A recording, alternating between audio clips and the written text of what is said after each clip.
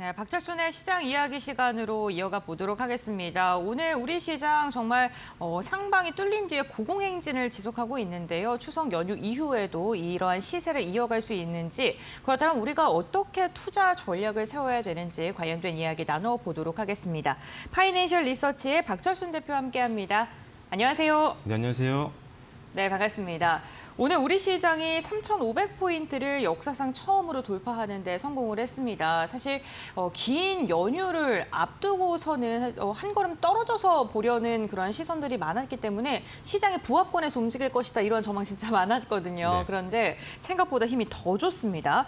기존과 비교했을 때 시장의 어떠한 모멘텀이 다르기 때문에 이렇게 잘 가는 걸까요?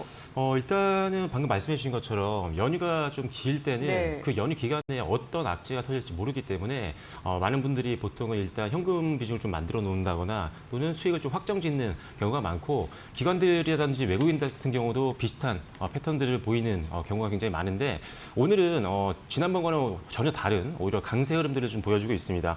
일단 기본적으로 상승 요인은 여러 가지가 있겠지만 아주 거시적으로 봤을 때는 일단 금리 인하에 대한 방향성이 일단 확신이 되는 상황들, 그다음에 정책적인 기대감들이 아직 남아있다는 점들이 일단 밑바탕에 깔려 있다라고 보고 있는 상황이고요. 하지만 오늘 강세를 이끌었던 가장 큰 요인은 역시나 이 스타게이트 프로젝트에 대한 본격적인 합류에 대한 그런 부분인 것 같습니다. 일단 지금 반도체가 우리나라 시가총액에서 차지하고 있는 비중이 가장 큰 섹터인데, 오늘 사실 삼성전자도 급등을 하고 있고 지금 SK하이닉스가 10% 넘게 그러니까요. 급등을 하다 보니까 당연히 지수는 올라갈 수밖에 없는 그런 상황인데, 사실 반도체가 최근에 많이 올랐기 때문에 오히려 차익 매물이 좀 나오지 않을까라는 우려감도 사실 오늘 있었거든요. 그런데 여기서 스타게이트 프로젝트에 본격적으로 이제 삼성전자와 SK하이닉스가 업무 협약을 통해서 참여를 하는 것들이 실제로 확인이 되면서 급등이 나왔고요.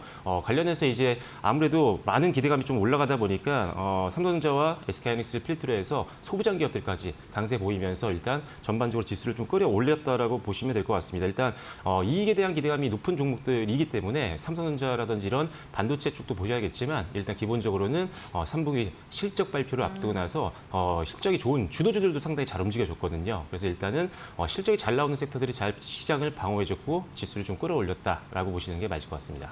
네, 삼성전자가 9만 원 터치하는 데 성공했고 SK하이닉스도 40만 원 선을 오늘 장중 돌파하는 데 성공하기도 했습니다. 그만큼 기대감이 크고요. 외국인이 시장에서 지금 2조 이상을 담아내고 있는 상황이거든요. 그렇다면 이 스타게이트 프로젝트에 참여를 하면서 급등을 하는 이러한 지금 상황이 만들어지고 있는데, 단기 과열로 봐야 될까요? 아니면 추석 이후에도 추가적인 상승이 가능하다고 봐야 될까요? 저는 오히려 추가적인 상승이 가능하다고 보고 있는데, 일단 기본적으로 지금 앞서도 말씀드린 것처럼 반도체가 최근에 굉장히 많이 올랐잖아요. 맞습니다. 그래서 단기 차트 보시고 나서 굉장히 이제 많이 올랐으니까 팔아야 되지 않나 걱정하시는 분들이 많았는데, 사실 지금 반도체 섹터 내에서 물론 메인 밸류 체인에 속해 있는 기업들 중에서는 실적이 지금 급증하고 있는데도 불구하고 과거 고점 대비했을 때, 즉 지금보다 실적이 안 좋았던 과거 시기 대비했을 때 주가가 아직도 저가권에 있는 종목들이 상당히 많습니다. 그래서 장기 차트와 그리고 장기 실적들을 함께 비교해서 보시는 게 굉장히 중요하다고 보시면 될 것 같고요. 그리고 추가적으로 일단은 지금 스타게이트 프로젝트에 참여를 하게 되는데, 여기서 사실 엄청난 지금 반도체가 필요로 합니다. 예를 들어서 HBM이 웨이퍼 기준으로 봤을 때 월 한 90만 장 정도가 필요한 프로젝트라고 보시면 돼요. 근데 이게 지금 전체적으로 우리나라 글로벌 시장에서 HBM 생산량의 2배가 넘는 양이 지금 필요로 하는 거기 때문에 앞으로 엄청나게 반도체 수요는 늘 수밖에 없는 그런 프로젝트라고 보시면 될 것 같고, 사실상 전 세계에서 이 메모리 쪽을 공급할 수 있는 회사가 많지가 않잖아요. 일단 그중에 대표적으로 삼성전자와 SK하이닉스가 우리나라에 있기 때문에 당연히 직접적인 수혜를 볼 수 있는 이슈였다라고 보시면 될 것 같고요. 두 기업의 일단은 핵심 인프라를 계속적으로 구축하면서 실질적으로 이제 어떤 움직임을 보이냐면, 삼성전자 같은 경우는 일단은 기본적으로 오픈 AI와 함께 데이터 센터라든지 이런 것들을 짓기 위해서 굉장히 노력을 많이 할 텐데, 일단 기본적으로 해상에서 이제 이런 인프라를 확충하는 것들에 대한 전략들을 이미 공개를 했고요. SK하이닉스 같은 경우도 증설에 대한 데이터 센터 증설에 대한 내용들을 이미 발표를 했기 때문에 본격적으로 이제 오픈 AI와 협력 관계가 지속이 된다라고 한다면 역시나 여기서 낙수 효과를 보면서 실적이 급증할 수 있는 부분들이 있다라고 보시면 될 것 같습니다. 그래서 이번에 삼성과 SK하이닉스 그다음에 오픈 AI의 협력은 기본적으로 반도체 섹터에는 굉장히 추가 상승 룸을 열어주는 아주 큰 호재라고 보시면 될 것 같고요. 반도체도 보셔야겠지만 이를 통해서 인프라가 만들어진다라고 하면 일단 뭐 전력 기기라든지 아니면 건설이라든지 공조 쪽 같은 경우도 낙수 효과를 함께 볼 수 있기 때문에 이들까지 함께 묶어서 보시는 전략이 필요하겠다라고 말씀드리겠습니다. 네, 알겠습니다. 시장의 매기세가 점점 더 확산이 되고 있는 모습이고요. 오늘도 뭐 반도체 투자뿐만 아니라 소부장 관련 기업들 신고가 돌파하는 종목들도 속출하고 있습니다. 그렇다면 대표님이 보시기에 소부장 기업 단에서 좀 관심 있게 볼 만한 종목 있다면 어떤 게 있을까요? 사실 제가 이 방송 시작하고 나서 거의 반도체주만 추천을 드렸었는데 네, 맞아요. 이미 다 추천드렸던 종목입니다. 네. 일단 이 종목들 반도체 종목들 급등이 최근에 나왔어도 여전히 실적 전망 대비했을 때는 저평가 구간이기 때문에 아직도. 계속 보셔야겠다라고 말씀드리겠고 그중에 하나가 이제 VM입니다. 식각 장비 쪽에서는 사실 우리나라 탑 기업 중에 하나라고 보시면 되는데 오늘도 이제 급등이 나와주고 있는 그런 상황이거든요. 그래서 일단 VM 같은 경우 이미 상방이 좀 열려 있고 기술적 저항선이 그렇게 많지 않기 때문에 식각 장비 쪽에서는 VM 한번 보시면 좋을 것 같고요. 그다음에 추가적으로 일단은 말씀드리고 싶은 거는 STI입니다. STI 같은 경우는 일단은 CCSS 관련된 기업이라고 보시면 되는데 고순도 화학 약물을 주입해주는 어디서 일단 반도체라든지 디스플레이 공정에서 주입을 해주는 장비이기 때문에 상당히 범용 장비입니다. 그래서 반도체 쪽이 아마 증설을 하거나 아니면 리모델링을 하거나 이럴 때마다 필수적으로 들어가는 핵심 장비이기 때문에 이게 안정적으로 실적을 좀 만들어주고 있는 상황이고요. 거기에 이제 리플로우 장비라고 해서 일단 반도체 접합할 때 필요한 이 장비 같은 경우도 지금 HBM이라든지 나아가서 HBF까지도 필요한 장비이기 때문에 일단 STI도 보시면 좋을 것 같고요. 그다음에 이것도 역시나 추천드렸던 종목인데 PSK홀딩스 같은 경우도 방금 말씀드린 STI처럼 리플로우 장비도 하고 있지만 일단 기본적으로 디스컴 장비라고 해서 이제 어떻게 보면은 TSV 공정 쪽에서 나오는 잔류물들을 제거해주는 장비거든요. 이 장비 같은 경우는 적층하는 장비에서는 무조건 생깁니다. 그래서 예를 들어 HBM 같은 경우는 메모리 반도체를 적층을 하잖아요. 그리고 이제 최근에 주목받고 있는 제2의 HBM이 HBF입니다. 낸드 플래시를 적층하는 장비인데 여기서도 결국은 TSV 공정이 들어가기 때문에 잔류물을 치우는 디스컴 장비 수요가 늘 수 있습니다. 그래서 신공정들에서는 가장 필수적인 핵심 장비를 갖고 있는 PSK홀딩스 그리고 추가적으로는 HBSP라고 해서 어닐린 장비 글로벌 1위 기업도 한번 보시면 좋을 것 같고요.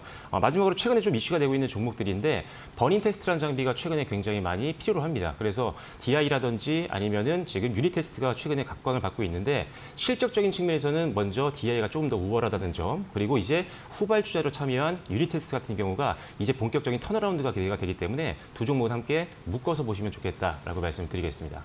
네, 알겠습니다. 반도체 소부장 관련 기업들 가운데서 각각 장비단에서 봐야 할 종목들 좀 정리를 해주셨고요. 궁금한 게요. 저희가 처음 배울 때도 제가 반도체를 여쭤봤던 것 같은데 삼성과 SK하이닉스 같이 들고 가는 게 괜찮다라고 하셨잖아요. 지금도 네. 유효하세요? 네, 유효합니다. 네. 일단은 네. 지금 장점과 단점이 네. 있는데 지금 뭐 장점만 시장에서는 주목을 하고 있는 것 같아요. 일단은 여전히 당분간은 HBM이 가장 높은 마진을 남기는 제품이잖아요. 네, 그래서 그렇죠. 사실 SK하이닉스가 독점적인 위치를 계속 위치에 있었기 때문에 당분간은 1등으로서 어떤 시장 점유율 1위로서의 위치가 계속 유지가 될 가능성이 높아서 일단 실적에 대한 기대감이 굉장히 높다라고 보시면 될 것 같고요. 일단 삼성전자 같은 경우는 이제 다행히도 이제 파운드리 쪽 적자 사업부가 이제 흑자로 돌아설 수 있는 어떤 계기를 마련했잖아요. 일단 그래서 미국 쪽에도 이제 다시 한번 공장을 증설하고 있는 상황이기 때문에 일단은 악재들이 많이 소멸이 됐고 이제는 긍정적인 어떤 기대감만 남아있다. 그리고 앞서 말씀드렸던 스타게이트 프로젝트에 본격적으로 계약서를 썼잖아요, 지금. 네. 그래서 참여를 하기 때문에 더욱더 이제 메모리를 팔 수 있는 그런 환경들이 만들어졌다라는 관점에서 두 종목은 계속 묶어서 보는 게 맞다라고 말씀드리고 싶습니다. 네, 알겠습니다. 현재 우리 시장의 반도체 업종의 주목도가 놀라울 정도입니다. 그만큼 시세도 강하게 분출하고 있고요. 다만 이 반도체 쏠림 현상이 지속되다 보니까 반도체 외에 우리가 볼만한 업종이나 섹터가 뭐가 있는지도 궁금하신 분들도 많으실 것 같은데 대표님이 보시기에 어떤 섹터를 주목하면 좋을까요?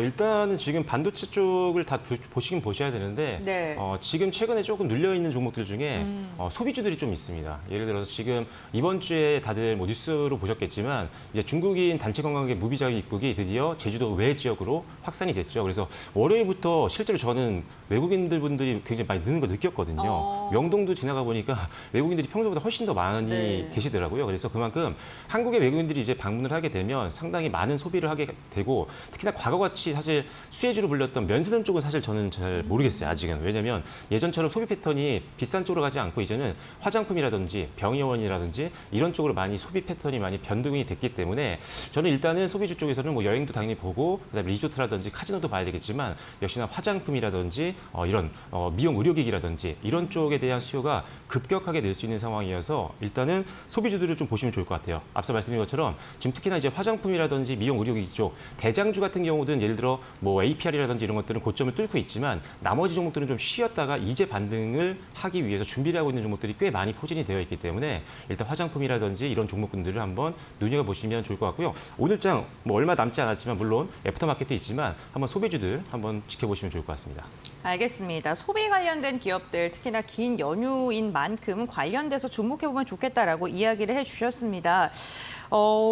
제가 오늘 좀 주목을 했던 종목이 오전장부터 글로벌 텍스프리였거든요. 네. 분명히 오전장에는 마이너스였는데 지금 17% 상승하고 있어요. 네, 이 종목도 괜찮을까요? 어떻게 보세요? 좋죠. 일단 네. 글로벌 텍스프리 같은 경우는 이제 사명만 봐도 사실 텍스를 이제 환불해주는 그런 네. 회사거든요. 그래서 외국인들이 우리나라 와서 이제 소비를 했을 때 기본적으로 텍스를 이제 환급해주는 역할을 해주고 있는 그런 교두보 역할을 해주는 회사라고 보시면 됩니다. 그래서 외국인들이 많이 오면 올수록 소비를 많이 하면 할수록 중간에서 수수료 마진을 챙길 수가 있기 때문에 실적이 급증하는 기업인데 그러다 보니까 지금 관광객들이 사실 이제 코로나 이전 수준을 완벽하게 회복을 했잖아요. 그리고 지금 무비자 입국 정책도 시행이 이번 주에 그렇죠. 됐고 이제 다음 달 이번 달이죠. 이번 달에 중국 국경절까지 합쳐지기 때문에 중국인 관광객들이 급속도로 늘어날 수 있는 상황입니다. 이번 정책으로 인해서 사실 정부에서는 한 100만 명 이상까지 이제 관광객이 더 추가로 들어올 걸로 예상을 하고 있더라고요. 그래서 소비를 많이 하게 되면 글로벌 텍스프리 같은 경우는 일단 기본적으로 수익이 늘 수 있기 때문에 계속 지켜봐야 되는 대표 종목이다. 그리고